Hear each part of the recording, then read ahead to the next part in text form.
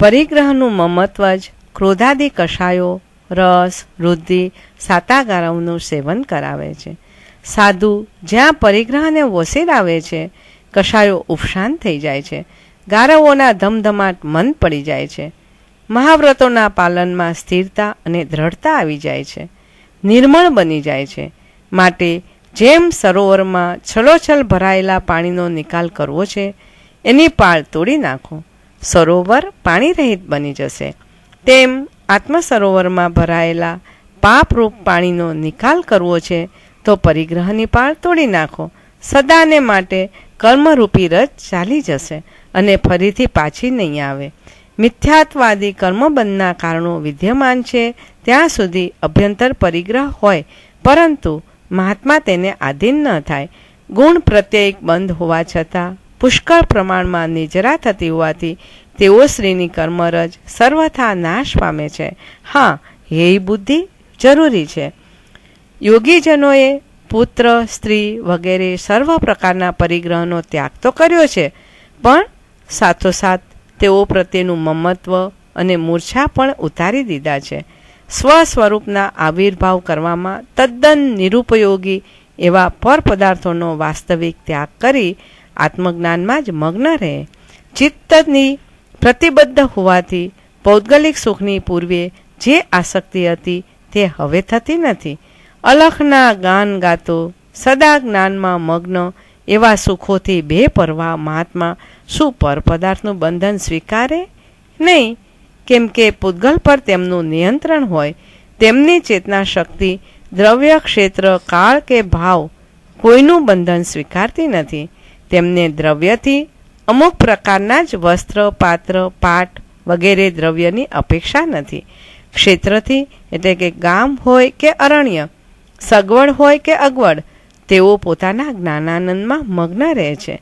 કાળથી શિયાળો, ઉનાળો કે ચોમાસું હોય, તેમને કાળ સાપેક્ષ વિકલ્પોના મોજા ઉછળતા નથી. ભાવથી સારા નરસા ભાવોમાં પણ તેમને રાગદ્વેષ થતા નથી. નિરપેક્ષ હોય છે. સ્થૂળ ત્યાગમાંથી સૂક્ષ્મ ત્યાગની ભૂમિકામાં છે. શરીર પણ પૂતગલ છે, એના નિયંત્રણથી પણ છૂટવાનો પુરુષાર્થ કરીને નિરપેક્ષ બની જ્ઞાનાનંદમાં મગ્ન બની જાય છે.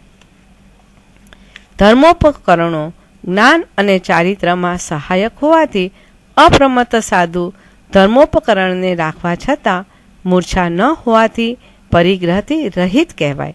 તે નિષ્પરિગ્રહતા છે. જ્ઞાન માત્રમાં આનંદનો અનુભવ કરનારા યોગીજનોને પોતાના શરીરનું પણ મમત્વ હોતું નથી. દીપક સ્થિર રહે તો પ્રકાશ પાથરી શકે, તેમાં ઘી તેલ રૂપ સુયોગ્ય ભોજન હોય અને પવન રહિત જગ્યા હોય, તેમ ધર્મના ઉપકરણને માટે આ શરત કે જ્ઞાન દીપક માટે અનિવાર્ય છે.